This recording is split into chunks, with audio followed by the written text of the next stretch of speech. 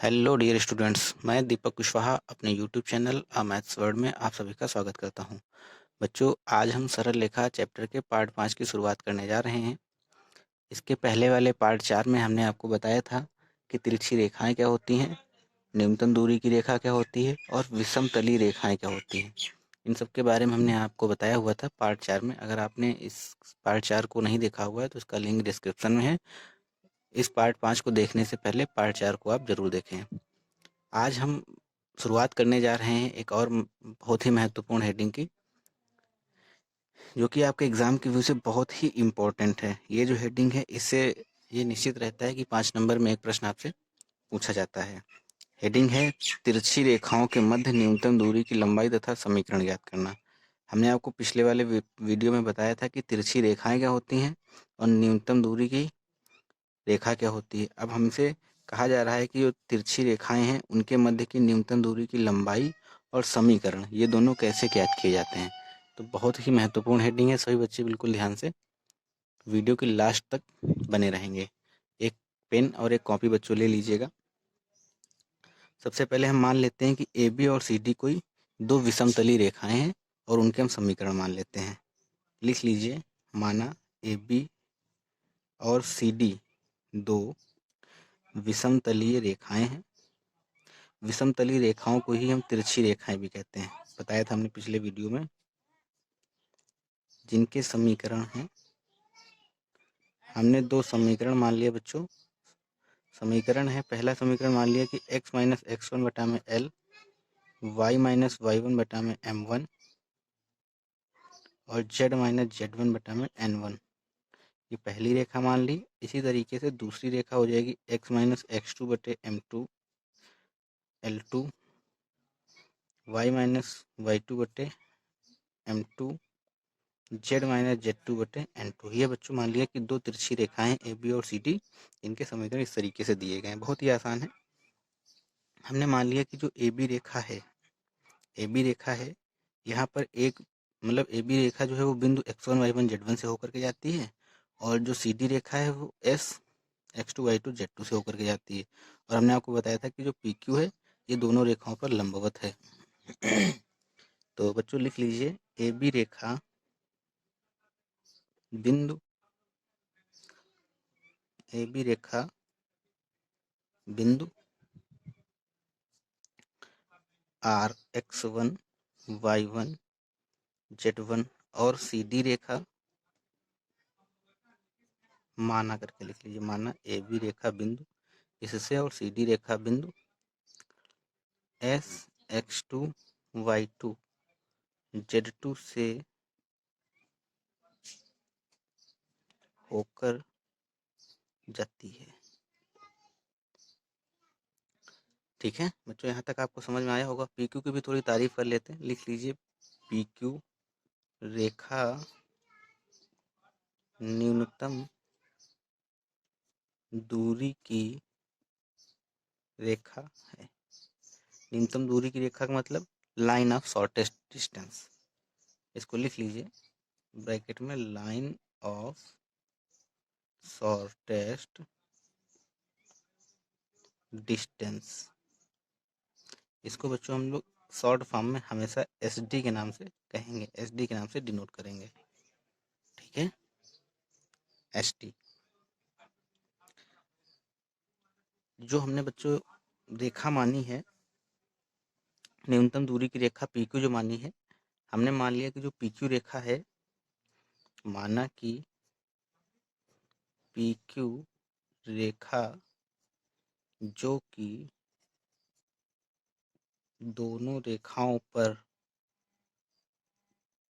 दोनों तिरछी रेखाओं पर परपेंडिकुलर है, यानी कि लंबवत है, के दिक अनुपात। हमने मान लिया ये जो रेखा लंबवत है, इसके डायरेक्शन रेशियो दिक अनुपात जो हैं वो ए कॉमा बी कॉमा सी हैं। नीचे समझ लीजिए बच्चों, चूंकि रेखा पी क्यू जो है फर्स्ट एंड सेकंड दोनों पर क्या है, लंब है, दोनों पर लंब है। कौन लंब है? PQ रेखा। PQ के दिक् अनुपात क्या है? ABC। जब लंबवत होते हैं तो हमने आपको क्या बताया था कि यहाँ जो ये और ये इनका मल्टीप्लाई और उनका एडिशन किसके इक्वल होता है? 0 के। यानी कि A1 A2 B1 B2 C1 C2 किसके बराबर होगा? 0 के बराबर होगा। तो बच्चों इसके दिक् अनुपात ABC दिए गए हैं। पहली रेखा के दिक् अनुपात क्या है? L1 है, M1 है, N1 है। अब आप तो कहोगे सर LMN तो होते हैं दिक् कोज हैं, लेकिन यहाँ तो उसी फॉर्म में है, तो हम इसको मान ले रहे हैं कि ये दिक् अनुपात है। तो लंब की कंडीशन से क्या हो जाएगा? AL1 plus BM1 plus CN1 बराबर क्या हो जाएगा?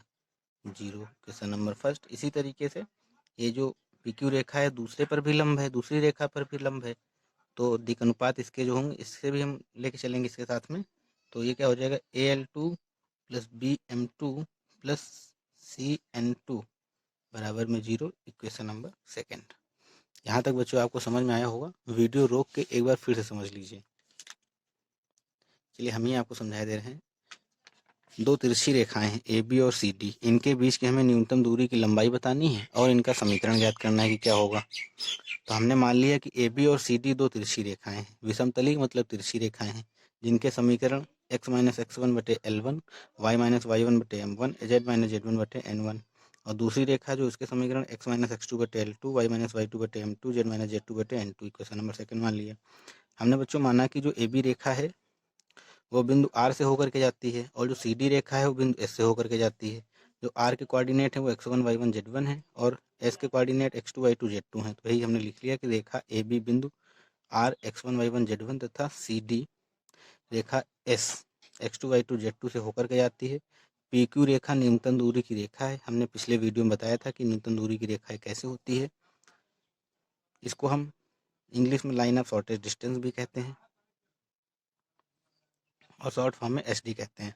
माना कि जो PQ रेखा है वो दोनों पे लंबवत है, दोनों रेखाओं पे लंबवत है। उसके दिक् अनुपात जो है वो ABC है। तो रेखा जो PQ है वो रेखा PQ जो है 1 और 2 दोनों पर लंब है, इसलिए लंब की कंडीशन से A1 A2 B1 B2 C1 C2 किसके बराबर होते हैं? 0 के बराबर होते हैं। तो वही हमने यहाँ पे लिख दिया AL1 plus BM1 plus CN1 बराबर 0। दूसरी के लिए AL2 plus BM2 plus CN2 बराबर में 0। अब बच्चों यहाँ पे हम क्या करेंगे?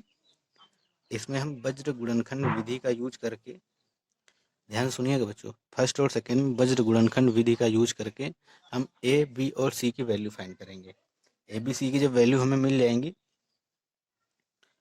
तो उसके बाद की प्रक्रिया हम आपको बताते हैं। सबसे पहले हम आप A, B, C की वैल्यू फाइंड करते हैं। इक्वेशन फर्स्ट और सेकंड को सॉल्व करके लिख लीजिए। समीकरण 1 व 2 को वज्र गुणनखंड विधि से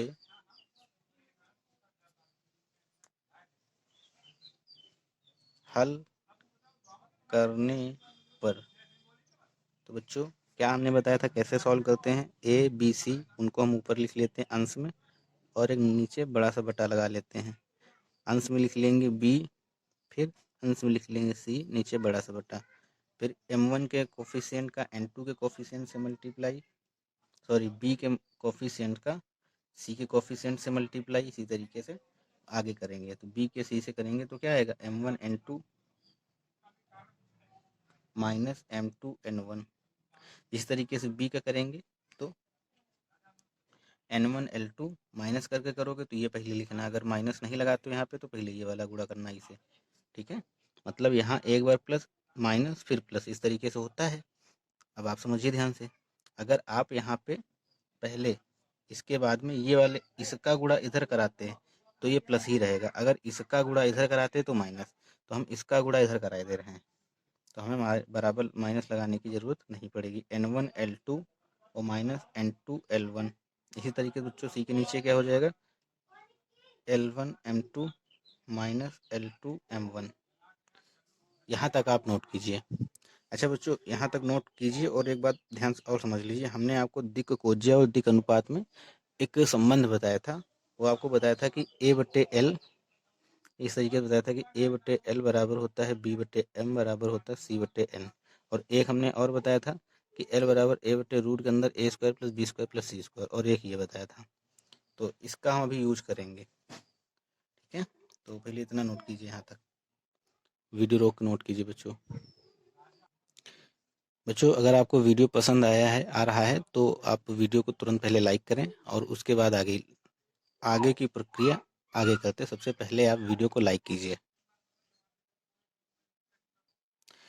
तो बच्चों, वज्र गुणनखंड विधि से उन दोनों समीकरणों को हल करने के बाद में हमने ABC की वैल्यू निकाल ली है। A की वैल्यू आई है M1N2 - M2N1, B की वैल्यू आई है N1L2 - N2L1, और C की वैल्यू आई है L1M2 - L2M1। ये क्या है? दिक् अनुपात है। लिख लीजिए, किसके हैं? PQ रेखा के। लिख लीजिए, इसलिए रेखा PQ के दिक् अनुपात क्या हो गए हैं बच्चों, बताइए? ABC बराबर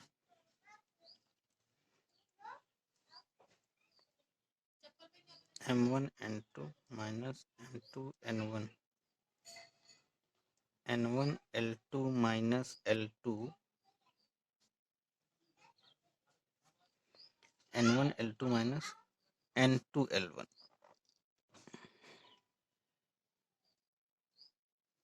और तीसरे हैं L1M2 - L2M1। यहाँ तक तो बच्चों समझ में आया ही होगा, बिल्कुल बेहद आसान सा रहा है। अब बच्चों, ये बात बताइए हमें कि जो PQ रेखा की ये अगर दिक् अनुपात हैं, अगर हमें दिक् कोज्याएं निकालनी हो, यानी कि अगर ये ABC की वैल्यू है, अगर हमें LMN की वैल्यू निकालनी हो तो कैसे निकालेंगे, बताइए? L बराबर हमने आपको बताया था कि A/ होता है रूट के अंदर A² + B² और प्लस में C²।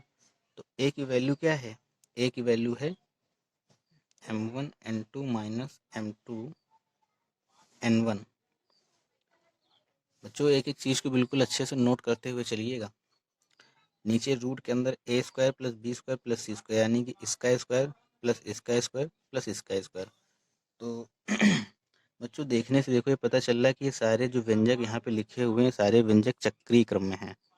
तो चक्रीय क्रम में होते हैं और उनका हमें अगर एडिशन दिखाना हो, क्योंकि स्क्वायर करके लिखना है, एडिशन यानी कि दिखाना है तीनों का, तो हम सिग्मा लगा के लिख सकते हैं।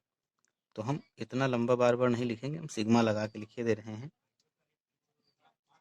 सिग्मा क्या हो जाएगा? M1N2 - M2N1 का होल स्क्वायर। तो बच्चों, L की वैल्यू आपको समझ में आई। अब इसी तरीके से हम वैल्यू निकालेंगे M की। M की वैल्यू क्या होगी? B/ रूट के अंदर A² + B² + C²। तो B की वैल्यू क्या है यहाँ पर? N1L2 - N2L1, और नीचे बट्टे में क्या हो जाएगा?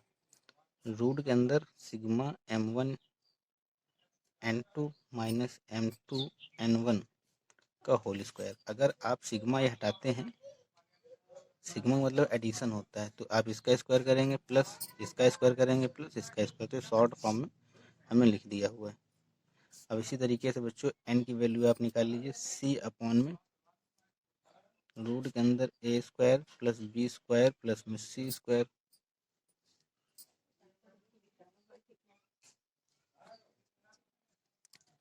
तो C की वैल्यू क्या हो जाएगी? L1M2 - L2M1। नीचे क्या हो जाएगा इसके? बटा में रूट के अंदर सिग्मा M1N2 - M2N1 का होल स्क्वायर। यहाँ तक बच्चों आपको समझ में आया होगा। हमें पूरी उम्मीद है कि यहाँ तक आप समझ पाए होंगे। ये क्या निकल के आई हैं? रेखा PQ की दिक् कोज्याएं हैं। यहाँ लिख लीजिए, देन तब रेखा PQ की दिक् कोज्याएं। ये बच्चों PQ रेखा की दिक् कोज्याएं हैं जो LMN निकल के आई हैं, और ये ABC की वैल्यू थी।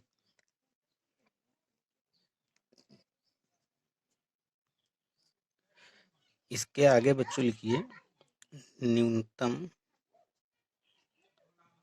दूरी PQ की लंबाई। जो न्यूनतम दूरी PQ है, ये वाली, ये जो लंबवत है, इसकी अगर लंबाई की हम बात करें और एक रेखा ये ऐसे खींची हुई है यहाँ पे CD, तो न्यूनतम दूरी PQ की जो लंबाई है बच्चों क्या हो जाएगी। प्रक्षेप वाला हमने आपको बताया था अंतरिक्ष में बिंदु चैप्टर में, तो आपने अगर वो प्रक्षेप वाली हेडिंग नहीं देखी हुई तो अंतरिक्ष में बिंदु के किसी एक पार्ट में वो प्रक्षेप के बारे में हमने बताया हुआ है कि उसका क्या यूज होता है, तो वहाँ से आप इस हेडिंग को बेहतर समझ पाएंगे। तो आप वो वाला वीडियो जरूर देखिएगा, उसका लिंक डिस्क्रिप्शन में है। तो PQ की लंबाई अगर हमें निकालनी है तो रेखा RS का, अगर हम रेखा PQ पर प्रक्षेप निकाल दें तो हमें PQ की लंबाई पता चल जाएगी। ठीक है, रेखा RS का, ये CD रेखा ऐसे थी, ये A थी, ये B थी, और ये R पॉइंट था, और ये S पॉइंट था, ये PQ थी।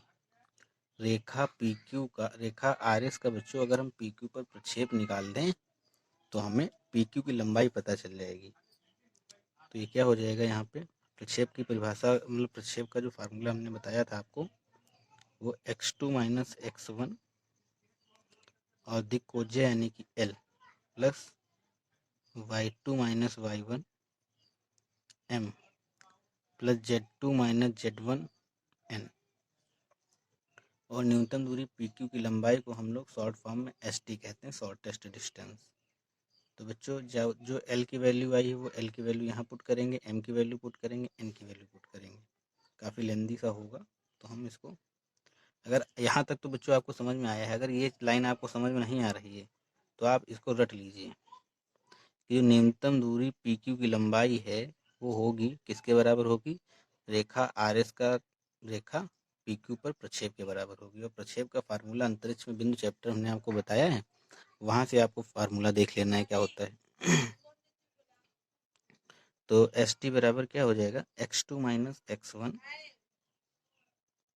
और L के प्लेस पे वैल्यू रखेंगे M1 N2 minus M2 N1, M1 N2 minus M2 N1 plus y2 minus y1, M के प्लेस पे क्या रखेंगे। अच्छा, इसके नीचे बट्टे में ये भी रहेगा, तो हम नीचे काफ़ी बड़ा सा बट्टा एक बाद में लगा लेंगे। y2 माइनस y1, M के प्लेस पे हो जाएगा N1 L2 minus N2 L1, इसी तरीके से प्लस में Z2 माइनस Z1, और N के प्लेस हो जाएगा L1 M2 minus L2 M1, और नीचे बट्टे में सबके क्या रहेगा, सबके बट्टे में सिग्मा रूट के अंदर ये रहेगा। तो इसका इस बार हम प्रसार करके लिखे दे रहे हैं, तो रूट के अंदर sigma M1 N2 minus M2 N1 का होल स्क्वायर है, तो इसका प्रसार करके हम लिखेंगे, क्या लिखेंगे, M1 N2 minus M2 N1 का whole square plus N1 L2 minus N2 L1 का whole square plus L1 M2 minus L2 M1 का होल स्क्वायर। तो ये बच्चों मेन शॉर्टेस्ट डिस्टेंस का फार्मूला है। अब इतना बड़ा हम बार बार नहीं लिख सकते हैं, इसलिए हम इसको थोड़ा सा शॉर्ट फॉर्म में लिखने की कोशिश करते हैं। पहले आप यहाँ तक नोट कीजिए, इसको पूरा नोट कीजिए यहाँ तक। लेक्चर लंबा हो रहा है, वीडियो लंबा हो रहा है, एक ही हेडिंग नहीं हो पा रही, लेकिन बच्चों बहुत ही महत्वपूर्ण है, कभी कभी इसका प्रूफ पूछ लिया जाता है, तो एग्ज़ाम में कुछ भी आ सकता है, तो इसलिए हमें सब कुछ पढ़ के चलना है, पढ़ते हुए चलना है, और आपका कॉन्सेप्ट भी क्लियर होना चाहिए। अभी हम आपको डायरेक्टली अगर फार्मूला लिखा देते लंबा सा ये वाला, तो फिर आप कंफ्यूज हो जाते हैं कि आखिर सर ये M1 N2 इस तरीके का बना कहाँ से, तो फिर हम आपको कंफ्यूज नहीं करना चाहते हैं। थोड़ा सा टाइम ज़्यादा लग जाए, लेकिन आपको सारे कॉन्सेप्ट क्लियर हो जाएँ, सारे कॉन्सेप्ट आपको पता चल जाएँ, कल को आप बड़े हों और कल को आप एक अच्छे प्रोफेसर अगर बन रहे हैं, अच्छे टीचर बन रहे हैं, या किसी कॉलेज में टीचिंग करने का विचार रखते हैं, या इंजीनियरिंग करते करते किसी बच्चे को शिक्षित करने का आपका विचार बना, तो आप उसको अगर पढ़ाना चाहें तो बेहतर तरीके से आप चीज़ जो हम आपको आज बता रहे हैं या आप उसको समझा सकें। तो सारे कॉन्सेप्ट को समझना बहुत ज़रूरी है कि आखिर ये चीज़ आई कहाँ से, और आप लोग तो काफ़ी ब्रिलियंट स्टूडेंट हैं, तो आपको तो सारी चीज़ें पता होनी चाहिए। कल को आपसे कोई अगर पूछे, सेकेंड सेमेस्टर वाला स्टूडेंट, जब आप थर्ड सेमेस्टर फोर्थ सेमेस्टर में पहुंच जाएं और उसको इस टाइप की हेडिंग में कोई प्रॉब्लम हो और आपसे पूछे, तो फिर आप तुरंत उसको बताएंगे भाई ये ऐसे ऐसे होता है, हमने पढ़ा हुआ था। और आप भी उसको शॉर्ट फॉर्म में बताएंगे तो कहेंगे हमारे सीनियर है, देखो इनको खुद ही नहीं पता। तो इन सब चीज़ों के लिए भी आगे ये सब कुछ आपके काम आने वाला है, कुछ भी आपको छोड़ना नहीं है। अभी हम आपको पढ़ा रहे हैं, आपके पास टाइम है, बिल्कुल पढ़ लीजिए। तो बच्चों देखो, हम आपको फिर से बता दे रहे हैं, यहाँ से ABC की वैल्यू तो आप निकाल ही लिए थे, ये हमें दिक् अनुपात मिल गए थे। अब हमने वैल्यू निकाल ली दिक् कोज्याएँ, मतलब एलिमेंट की वैल्यू निकाल ली हमने। एल क्या होता है फार्मूला, A अपान में रूट के अंदर A square plus B square plus C square. A की वैल्यू ये रखी और इतना हमने आपको बताया कि कैसे किया। इस तरीके से एलिमेंट की वैल्यू आ गई। न्यूनतम दूरी PQ की हमें लंबाई बतानी है, तो लंबाई जो होती है उसका फार्मूला होता है रेखा RS का रेखा PQ पर प्रक्षेप। प्रक्षेप का फार्मूला हमने आपको 29वें बिंदु चैप्टर में बताया हुआ है, x2 - x1 L plus y2 - y1 M plus z2 - z1 N। Element क्या है, दिक्कोज्याएं होती हैं रेखा PQ की। बस PQ रेखा की जो दिक्कोज्याएं आपने निकाली उनकी वैल्यू हमें यहाँ पे डायरेक्टली पुट करनी है। थोड़ा सा लंबा है, लेकिन आप जब क्रमबद्ध तरीके से करते आओगे तो आपको कुछ भी रटना थोड़ा नहीं है, समझना है ये चीज़। आपको याद थोड़ी ना करना, समझना है, बहुत आसान है। तो नोट कर लिया होगा बच्चों आपने, बिल्कुल नोट कीजिए। तो बच्चों अब इसको हम थोड़ा शॉर्ट फॉर्म में लिख लेते हैं। शॉर्टेस्ट डिस्टेंस बराबर ये जो x2 - x1 है, y2 - y1 है, z2 - z1 है, इसको अब हम सारणिक फॉर्म में लिखे ले रहे हैं, डिटर्मिनेंट फॉर्म में। तो कैसे लिखेंगे, x2 - x1 फर्स्ट रो में लिख ले रहे हैं, y2 - y1 को भी फर्स्ट रो में, और z2 - z1 को भी फर्स्ट रो में। फिर आप यहाँ पे L1 M1 N1 और यहाँ पे L2 M2 N2। ठीक, याद हो गया आपको। इसका एक्सपेंशन जब आप करेंगे आपको यही मिलेगा। और नीचे अपॉन में रूट के अंदर ये हमने प्रसार करके लिखा हुआ था, फिर से इसको हम शॉर्ट फॉर्म में लिखे दे रहे हैं, sigma M1 N2 minus N2 N1 का होल स्क्वायर। ठीक है, तो ये बच्चों आपके शॉर्टेस्ट डिस्टेंस यानी कि न्यूनतम दूरी निकालने का एक छोटा सा फार्मूला है, बहुत ही छोटा सा फार्मूला है।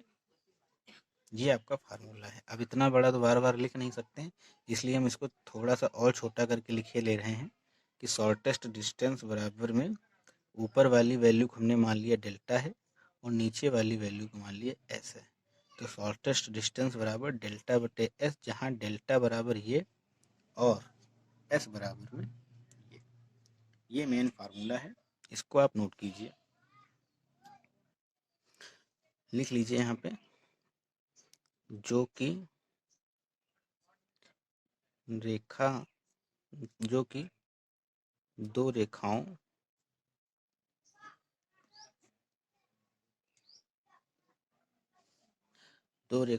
AB और CD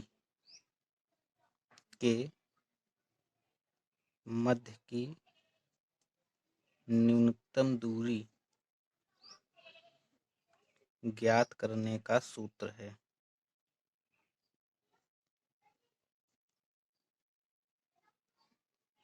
ठीक है बच्चों, अब आप हमको एक बात और बताइए, जैसे ये रेखाएं हैं दो ऐसे जा रही हैं, तो ये उनके बीच की न्यूनतम दूरी, ये इसको निकालने का फार्मूला हमें मिल गया। और मान लो ये दोनों रेखाएं ऐसे जा रही हैं, फिर ऐसे जा रही, कट कर गई, तो इनके बीच की जो न्यूनतम दूरी है वो कितनी हो जाएगी बताइए।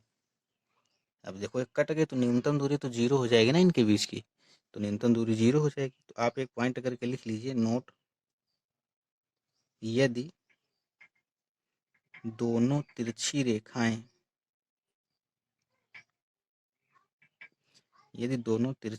क्या करें बच्चों, एक दूसरे को प्रतिच्छेद करें,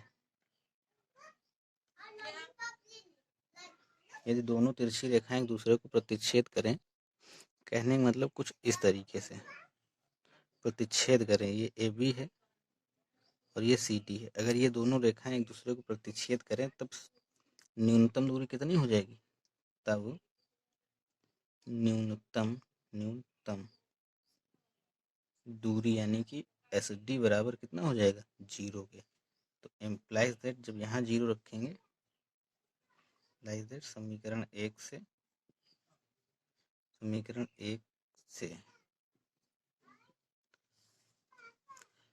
एक से लिखेंगे तो शॉर्टेस्ट डिस्टेंस बराबर डेल्टा बटे एस। तो जो यहाँ से हमें जो डेल्टा की वैल्यू है डेल्टा बटे एस बराबर 0, यहाँ से डेल्टा की वैल्यू क्या मिल जाएगी, 0 मिल जाएगी। तो कहने का मतलब जब दोनों तिरछी रेखाएं एक दूसरे को प्रतिच्छेद करेंगी तब किसकी वैल्यू 0 होगी, इसकी वैल्यू 0 होगी। शारीरिक में x2 x1 y2 minus y1 z2 minus z1 l1 m1 n1 l2 m2 n2 बराबर में 0। ये तब कंडीशन है जब दोनों तिरछी रेखाएं एक दूसरे को प्रतिच्छेद करेंगी, काटेंगी। तो बच्चों यहाँ तक नोट कीजिए। आशा करते हैं बच्चों यहाँ तक आपको समझ में आया होगा। अगर समझ में आया है तो वीडियो को लाइक करें, अगर आपने अभी तक लाइक नहीं किया है। तो चलिए बच्चों आगे हम आपको एक दो क्वेश्चन और करा देते हैं, इसके ऊपर बेस्ड क्वेश्चन करा देते हैं एक दो, तो आपको ये हेडिंग जो है पूरी तरह से समझ में आ जाएगी। बच्चों क्वेश्चन दिया गया है रेखाओं x माइनस 6/1 बराबर में y माइनस 2/-2 z माइनस 2/2 तथा x प्लस 4/3 बराबर में y माइनस 0/-2 और z प्लस 1/-2 के मध्य की न्यूनतम दूरी ज्ञात कीजिए। तो इस तरीके के प्रश्न हमेशा ही 5 नंबर में पूछे जाते रहे हैं। बहुत ही महत्वपूर्ण टाइप है ये, बहुत ही महत्वपूर्ण क्वेश्चन भी है। तो सभी बच्चे वीडियो रोक के स्वयं से करने की कोशिश करें, इसके बाद में फिर हम कर लेंगे, फिर आप अपना आंसर मैच कीजिएगा कि मैच करता है नहीं करता है। चलिए बच्चों शुरू करते हैं। तो लिखिए जैसा कि हम जानते हैं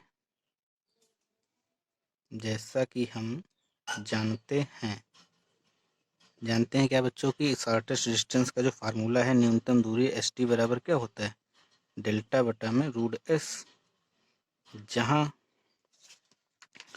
डेल्टा बराबर ऊपर लिख लीजिए x2 माइनस x1, यहाँ लिख लीजिए y2 माइनस y1, यहाँ लिख लीजिए z2 माइनस z1। याद करना बहुत आसान, यहाँ l1 m1 n1 l2 m2 n2। और इसी तरह से बच्चों s की वैल्यू क्या होती है, एंड s बराबर होता है m1 n2 minus m2 n1 का whole square plus n1 l2 minus n2 l1 का whole square plus l1 m2 minus l2 m1 का होल स्क्वायर। यहाँ तक तो आपको पता ही है। एक याद कर लो m1 n2 m2 n1, mn होता है, फिर ऐसे याद कर लीजिए बच्चों, देखो ऐसे लिखना है आपको, m n से स्टार्ट करना है, फिर mn nl, l आ गया तो l के बाद क्या आएगा, mn nl। सॉरी बच्चों थोड़ा सा गड़बड़ हो गया समझाने। देखिए आपको बस एम एन लिखना है, फिर एम एन लिखना है, एन के बाद क्या आएगा, फिर अगले उसमें एन एल लिखना है, फिर आपको एन एल लिखना है, और इसके बाद में फिर आपको एल एम लिखना है, और फिर एल एम लिखना है। जो यहाँ ख़त्म हुआ उससे यहाँ चालू, और उसके आगे वाला एक ऐसे होता है, एल होता है, एम होता है, एन होता है। तो एन से चालू, एन पे खत्म, एम से चालू हुआ, एन पे ख़त्म हुआ, एम से चालू हुआ, एन पे ख़त्म हुआ। एन के बाद क्या आता है, एल, तो एन के बाद एल लिखा, फिर दोबारा वही लिख दिया। फिर एल के बाद क्या आता है, एम, तो ये वाला दोबारा लिखा, फिर एल के बाद एम। बस इस तरीके से आपको अपने हिसाब से देख के एडजस्ट कर लेना है, बेहद आसान है सारा कुछ। तो चलिए बच्चों वैल्यू पुट करते हैं। तो डेल्टा बराबर क्या आ जाएगा, इसलिए डेल्टा बराबर, अच्छा रेखाएं दी गई हैं, आपको पता है कि ये x1 होता है, ये y1 होता है, ये z1 होता है, ये x2 होता है, ये y2 होता है, z2 होता है। तो डेल्टा बराबर में x2 के प्लेस पे क्या रखोगे, माइनस का 2, माइनस 2 रख लीजिए। और x1 के प्लेस पे क्या रखेंगे, सॉरी बच्चों गलत हो गया, x2 आपका है ये, x2 के प्लेस पे रखेंगे 4, और x1 के प्लेस पे माइनस 6 रखेंगे। y2 ये लिखा हुआ है, y2 के प्लेस पे 0 है, और माइनस y1 के प्लेस पे -2 है।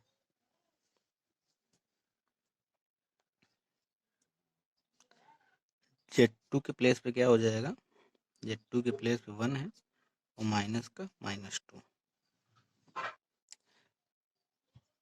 इसी तरह से बच्चों L1 के प्लेस पे 1 है, ये -2 है, और N1 के प्लेस पे 2 है, L2 के प्लेस पे 3 है, M2 के प्लेस पे -2 है, और N2 के प्लेस पे भी -2 है।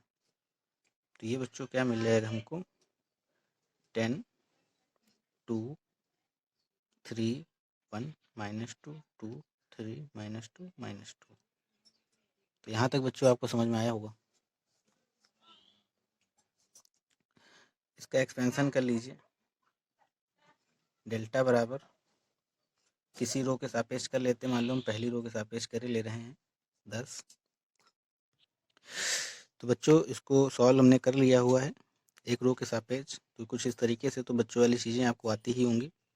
तो इसकी वैल्यू जो डेल्टा की निकल के आएगी वो 108 आएगी, नोट कर लीजिए आप लोग। इसी तरीके से हम वैल्यू निकालेंगे किसकी, अब एस की वैल्यू निकालेंगे। तो एस की वैल्यू में सारी वैल्यू हम पुट करेंगे, M1 N2, M1 N2, M1 की वैल्यू कितनी है बच्चों, ये वाली -2, और N2 की वैल्यू है LMN, N2 की वैल्यू ये है -2, यानी कि -2 4। तो हम डायरेक्टली लिखे दे रहे हैं, आप इसको आपस में गुणा भाग कर लीजिएगा देख के। 4 + 4 का होल स्क्वायर हो जाएगा, प्लस में N1 L2, तो ये हो जाएगा 6 + 2 का होल स्क्वायर। इसी तरीके से L1 M2 - L2 M1, L1 M2 ये हो जाएगा आपका -2 प्लस में 6 का होल स्क्वायर। देख लीजिएगा बच्चों, कुछ इसी तरीके से होगा। 64 हो जाएगा ये, और ये हो जाएगा आपका 64, और ये हो जाएगा 16। तो बच्चों यहाँ से एस की जो वैल्यू आएगी वो 144 आएगी, एस की वैल्यू आएगी 144।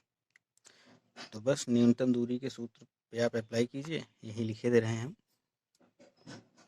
अतः न्यूनतम दूरी एस टी बराबर डेल्टा बटे रूट एस। तो डेल्टा की वैल्यू है 108, रूट एस का मतलब रूट के अंदर 144। तो बच्चों 108 बटा में 12, 12 9 108, तो शॉर्टेस्ट डिस्टेंस बराबर कितनी हो जाएगी, 9। सही से नोट कर लीजिए बच्चों, यही आंसर है आपका। कितना आसान था 5 नंबर के लिए, और पूछा जाता ही रहता है ये क्वेश्चन। आप पिछले साल के बैक पेपर उठा के देखिएगा, आपको इस टॉपिक से, इस चैप्टर से एक क्वेश्चन इस तरीके का हमेशा ही 1-1 2-2 साल में छोड़ छोड़ के पूछा जाता रहा है, मिलेगा, जरूर मिलेगा। तो बच्चों नोट कीजिए, आशा करते हैं कि आपको यहाँ तक समझ में आया होगा। हम एक क्वेश्चन आपको घर के लिए दे रहे हैं, आपको स्वयं से करना रहेगा, और इसके ऊपर बेस्ड जितने भी क्वेश्चन एग्जाम्पल में, एक्सरसाइज में आपको दिए जाएँ शॉर्टेस्ट डिस्टेंस के, आप उनको लगाइए। और एक लास्ट वीडियो हम आपको पार्ट 6 के नाम से देंगे, जिसमें हम कई सारे महत्वपूर्ण प्रश्नों को कराएंगे, और अलग अलग टाइप के प्रश्न रहेंगे, और कुछ प्रश्न जो आप लोग पूछे हुए हैं हमसे व्हाट्सएप पे, तो उन प्रश्नों को भी हम इसमें इंक्लूड करेंगे, और उनको भी हम अगले पार्ट में बताने का पूरा प्रयास करेंगे। तो हमारी तरफ से एक तरीके से हम आपसे कहें तो सरल रेखा के जो बहुत ही महत्वपूर्ण बिंदु थे वो ख़त्म हो गए हैं।